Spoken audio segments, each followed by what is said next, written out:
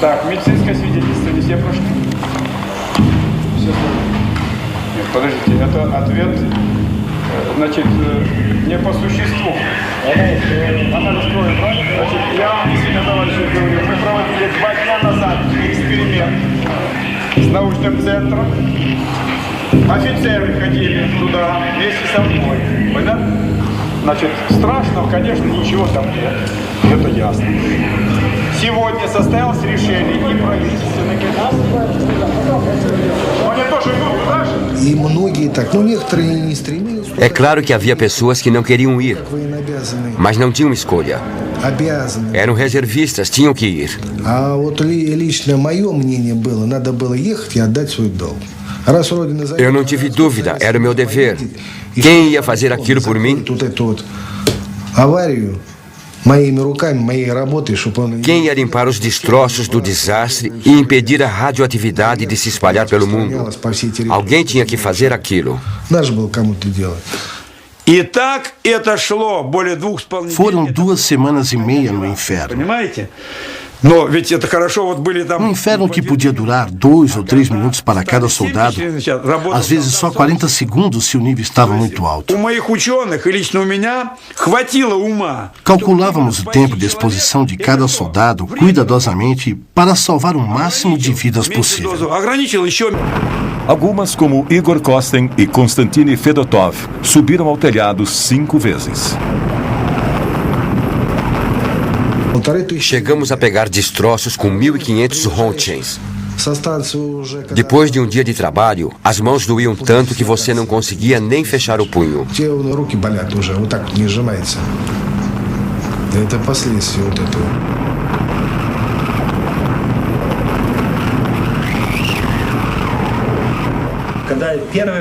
A primeira vez que eu subi ao telhado, fui invadido por um sentimento místico. Era como estar num outro planeta. Estava tudo coberto de lixo radioativo. Minhas mãos tremiam. Eu não sabia em que mundo estava. Comecei a tirar fotos.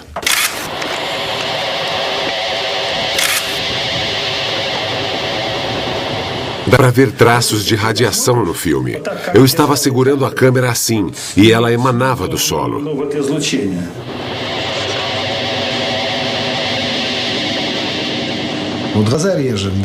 Os olhos começavam a arder e você ficava com um gosto metálico na boca.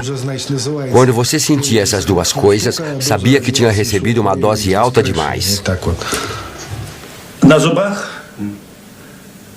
Eu não conseguia sentir os dentes. A minha boca estava com gosto de chumbo.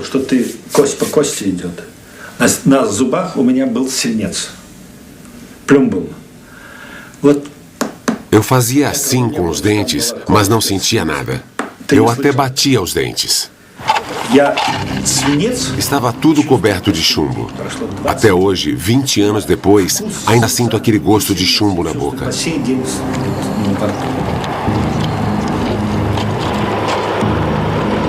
Depois, milhares de pessoas descobririam que aquele gosto estranho era o indício do ataque de um inimigo invisível. Enquanto os biorobôs sacrificavam a vida no telhado da usina, a limpeza prosseguia numa área de 30 quilômetros ininterruptamente.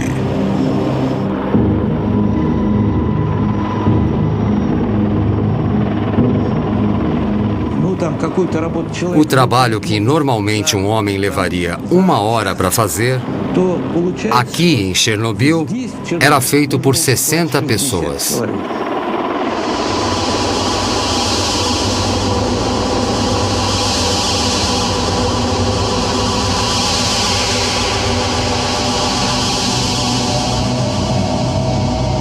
Quando a gente descia do telhado, parecia que todo o nosso sangue tinha sido sugado por vampiros.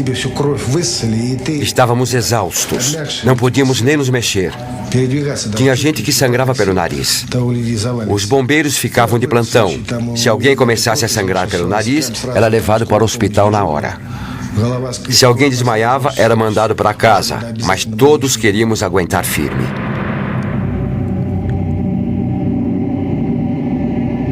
Если мы попадали, нас тогда сразу бы отвезли. Na época, éramos jovens e fortes. Na minha ficha consta que recebi 20,5 Roentgens. Хотя вот цифра... O que isso significa? Na verdade, a dose que recebi foi muito maior que essa. Отлично знаю, я сам видел, как слепые эти дозиметры.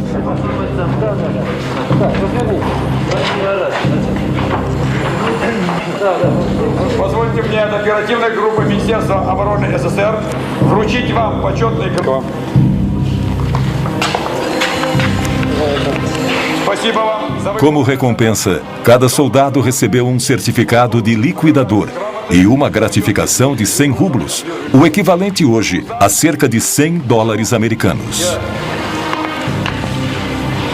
За выполнение ответственного задания награждаетесь. Eles arriscaram a vida, mas conseguiram reduzir o nível de radiação em apenas 35%. Quando mandaram aquelas pessoas para o telhado, não sabíamos qual era o nível de radiação. Hoje sabemos que estava entre 10 e 12 mil Roentgens por hora. Nesse nível, ninguém deveria estar lá.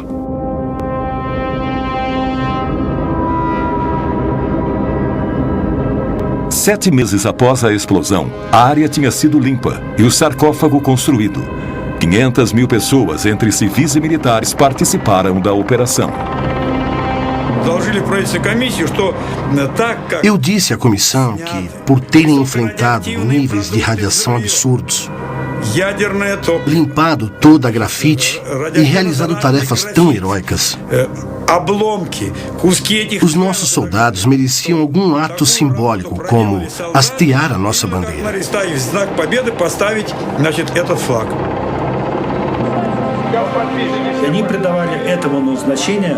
Hastear a nossa bandeira ali foi como hasteá-la no Reichstag, quando o Exército Vermelho conquistou o fascismo.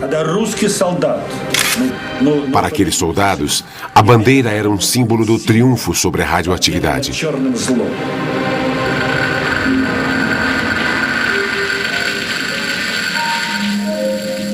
Cada grupo de liquidadores comemorou o fim da operação à sua maneira.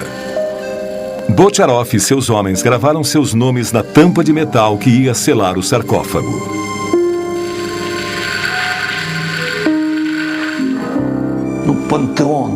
O sarcófago é um panteão. Um túmulo. Um mausoléu. Nosso segundo mausoléu. Depois daquilo, paramos de construir usinas nucleares.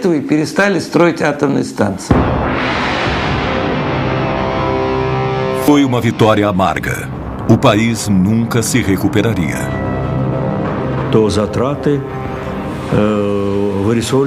Aquilo nos custou 18 bilhões de rublos. Cada rublo na época valia $1. 18 bilhões. É muita coisa se considerarmos que logo depois o preço do petróleo entrou em colapso. Não dá para calcular os problemas que o nosso país e a perestroika enfrentaram.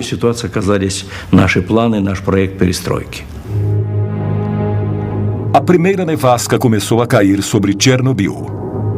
Para as autoridades, era uma prova de que o sarcófago estava lacrado, pelo menos pelos próximos 30 anos, segundo a previsão. Os liquidadores voltaram para casa.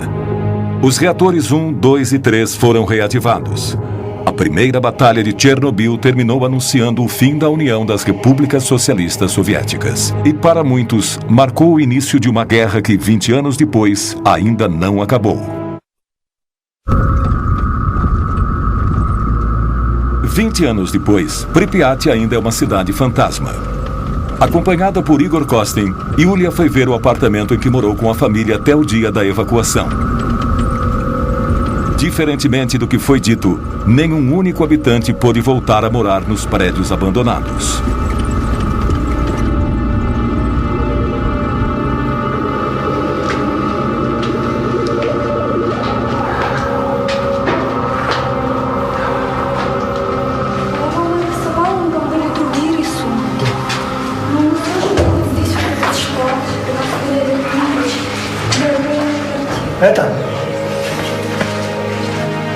Потрогай стену, раз ты пришла к себе домой.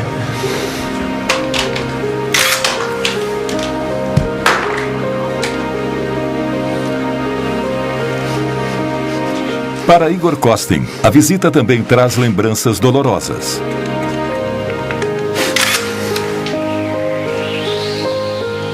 Ele foi exposto à radiação durante os 7 meses em que cobriu a operação. Desde então, tem que ficar hospitalizado mais de 2 meses todos os anos. Новую энергию в завтрашний день. Родина, как никто, больше дает энергию человеку. Это твоя родина, твоя земля сейчас впитала все мощное, что только мы можем дать отсюда.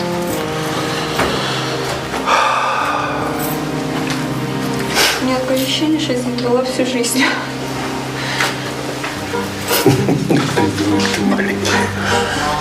Спокойно, спокойно. Para centenas de milhares de refugiados, bem como para centenas de milhares de veteranos da Batalha de Chernobyl, a luta contra o inimigo invisível ainda não terminou. Todos os que estiveram em Chernobyl ainda sofrem com a radioatividade que absorveram. Nos meses seguintes ao acidente, os liquidadores lotaram os hospitais por toda a União Soviética. 20 anos depois, aqueles que ainda estão vivos continuam a frequentar o hospital número 6. São todos vítimas do que os especialistas chamaram de Síndrome de Chernobyl.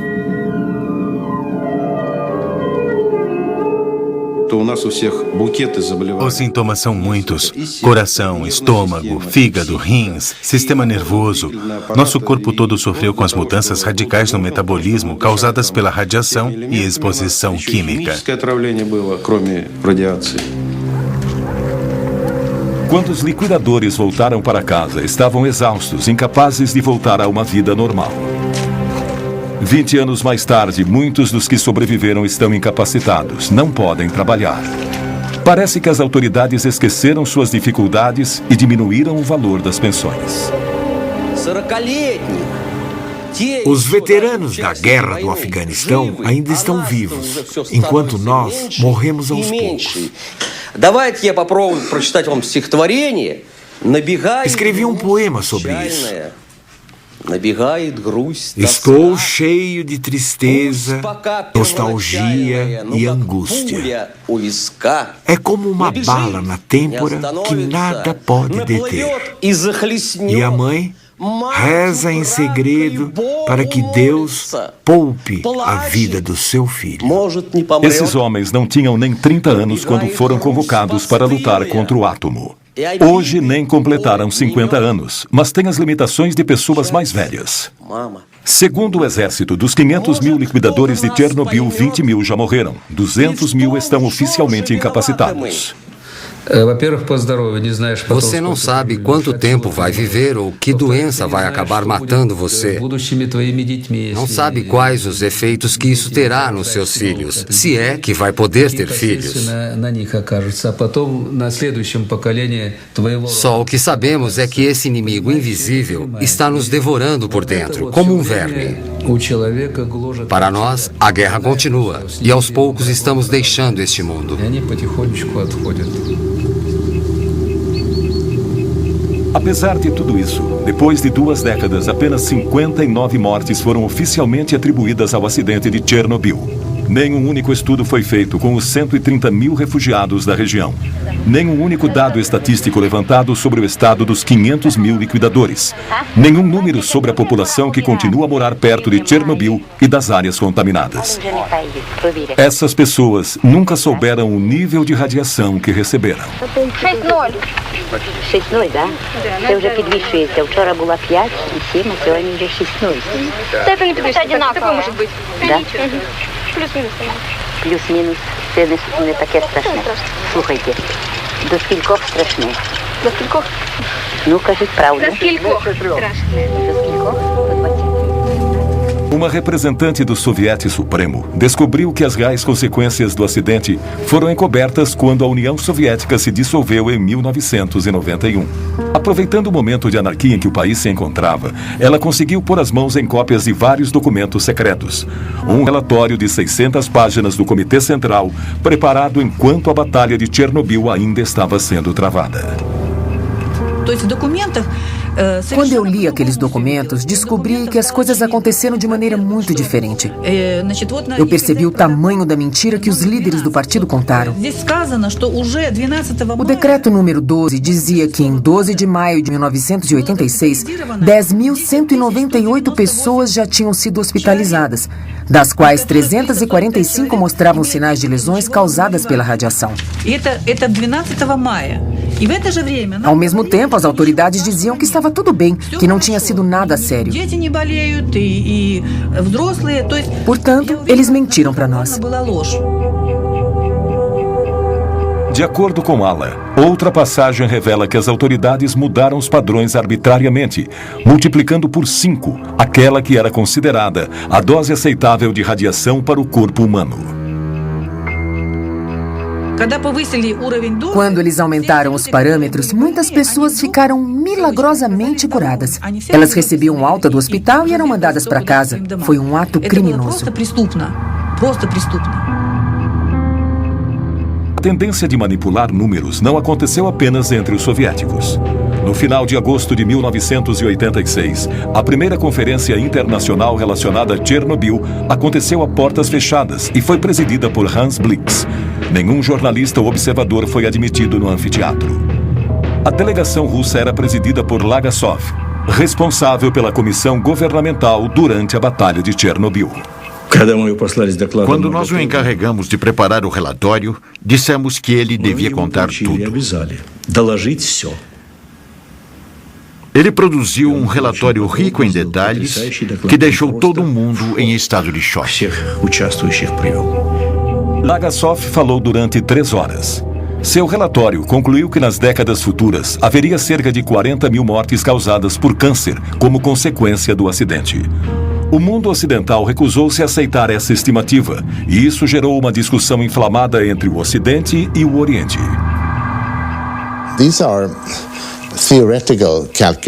São cálculos teóricos baseados no modelo de Hiroshima. O efeito a longo prazo da exposição a um determinado tipo de radioatividade mata uma quantidade X de pessoas. Então, multiplica-se por 10. Presume-se que seja por 10. Esse foi o cálculo. Não é um número exato, não é empírico. Os números se mostraram extremamente flexíveis. Ao final da conferência, não se falava mais em 40 mil vítimas, mas sim em 4 mil prováveis mortes. Quase 20 anos depois, em setembro de 2005, esse foi o número oficial de vítimas do desastre. A oposição mais ferrenha à política de transparência dos soviéticos foi a dos franceses, que negaram que a nuvem radioativa passou sobre o seu país. Est-ce qu'on a constaté quelque chose au-dessus de la France? Non, parce que les vents ne vont pas dans cette direction-là. Les vents tournent dans le sens inverse d'une montre. Il n'y a pas lieu du tout de s'inquiéter. C'est sans aucun danger pour la santé publique. 20 anos depois, na França e principalmente na Córcega, foram registrados vários casos de câncer de tireoide, do mesmo tipo e gravidade daqueles vistos em Chernobyl. O elemento mais perigoso que saiu do reator de Chernobyl não foi o césio, não foi o plutônio. Foi a mentira. A mentira de 86, é assim que a chamamos. Uma mentira que se espalhou como a radioatividade pelo país e pelo mundo inteiro.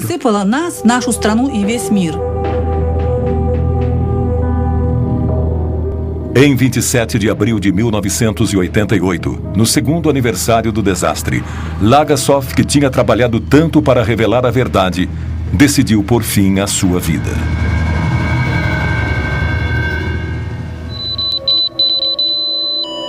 Atualmente, como metáfora perfeita da mentira institucionalizada, as partículas radioativas arremessadas do reator na explosão continuam a envenenar o solo. 20 anos após o acidente, a região de Chernobyl continua inabitável.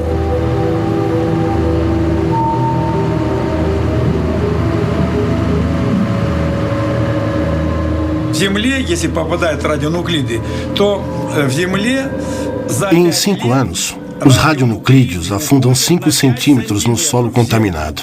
Ou seja, 20 anos depois, são 20 centímetros sob o solo. Eles continuam a contaminar as plantas. Para limpar tudo, teríamos que remover 20 centímetros do solo e enterrar isso em valas, o que seria uma tarefa gigantesca. É impossível.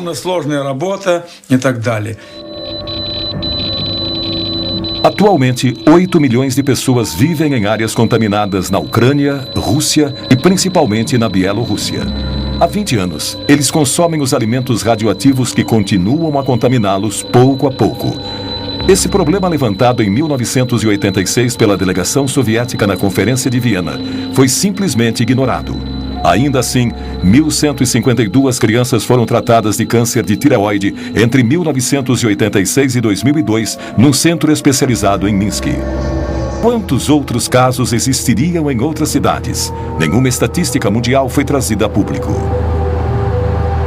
O médico Yuri Bandazevski estuda as doenças nas populações de áreas contaminadas. O objetivo de ensinar as novas gerações das áreas contaminadas a conviver com a radioatividade. Como aqui, medindo o nível de contaminação do alimento. Por quantos anos isso vai continuar? 800 anos? 800 anos. Até o segundo Jesus Cristo nascer? Até ele voltar? Sim, Chernobyl teve um papel importante para nós todos. E é claro que temos que continuar pesquisando, que continuar investindo. Temos que reforçar os laços de cooperação com outros países e criar centros científicos internacionais para descobrir novas fontes de energia mais seguras. Isso é essencial. Eu não desejo que ninguém, seja amigo ou inimigo, passe por uma tragédia como essa. Ninguém merece passar pelo que passamos em Chernobyl. Somos todos humanos, ninguém merece isso.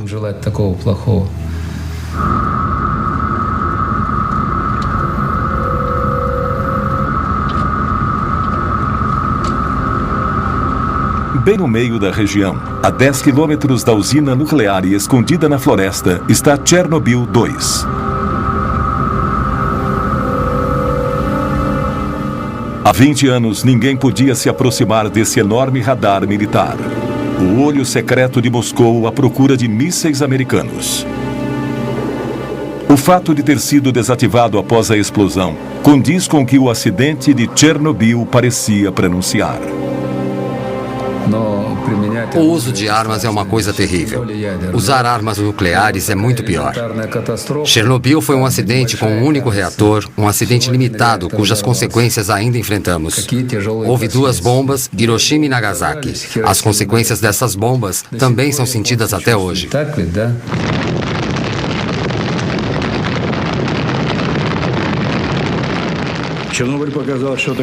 Chernobyl nos mostrou o que realmente acontece com a energia nuclear em mãos humanas. Calculamos que o nosso míssil mais poderoso, o SS-18, era tão poderoso quanto 100 Chernobyls. O SS-18 era a ogiva que os americanos mais temiam. E tínhamos 2.700 deles, todos apontados para os Estados Unidos. 2.700. Imagine a destruição que eles causariam.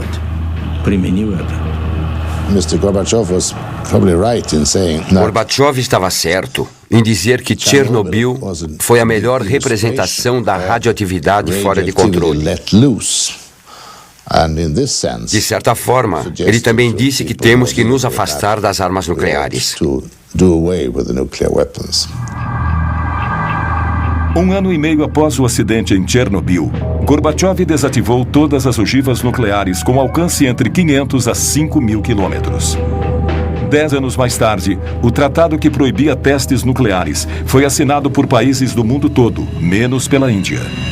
Chernobyl marcou o início do desarmamento dos 2 maiores rivais nucleares do mundo. Chernobyl convenceu a todos. Tanto soviéticos como americanos perceberam a magnitude dos vulcões atômicos sobre os quais os 2 países estavam sentados. Não só esses 2 países, mas o mundo inteiro. O mundo inteiro. No entanto, a lição de Chernobyl parece estar sendo esquecida. Enquanto isso, sob o sarcófago do reator número 4, o veneno ainda é letal. Em 2001, os 3 reatores de Chernobyl foram desativados definitivamente. Mas 20 anos depois da explosão, os ponteiros do dosímetro ainda ficam malucos na base do sarcófago. Os níveis de radioatividade 100 vezes acima do normal contaminam os arredores da usina. A estrutura está enfraquecida pela chuva e pela erosão. Desde sua construção, 3.000 liquidadores têm vigiado na tentativa de evitar danos. Construímos o sarcófago para durar 30 anos.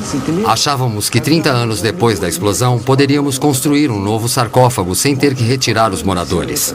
20 anos se passaram e nada foi feito ainda. Ele tem que ser substituído, mas a Ucrânia não tem dinheiro para isso. Nós também não. Um novo sarcófago está sendo construído, mas sua montagem já está 10 anos atrasada. É uma estrutura de 108 metros de altura que deve cobrir o primeiro sarcófago completamente e que custará $1 bilhão. Hans Blix gerencia o fundo para a construção. Ainda não terminamos de construir o sarcófago novo, que estará pronto em alguns anos. Depois que ele estiver pronto, todo o resíduo radioativo poderá ser removido.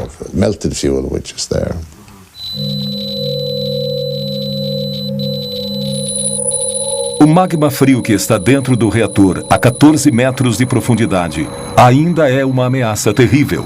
E assim continuará por muito tempo.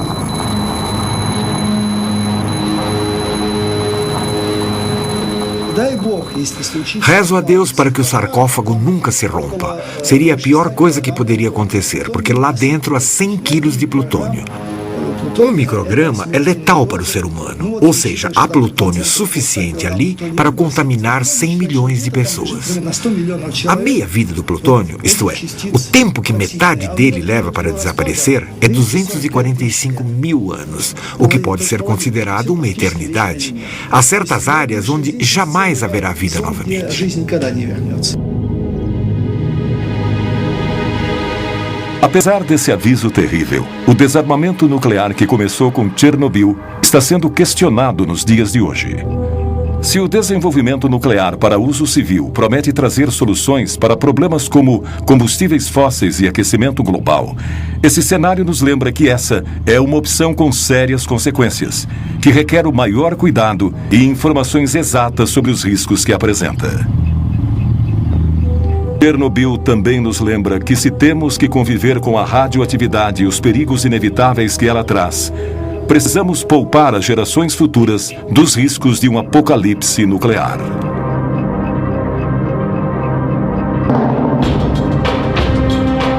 Versão brasileira, Tempo Filmes, São Paulo.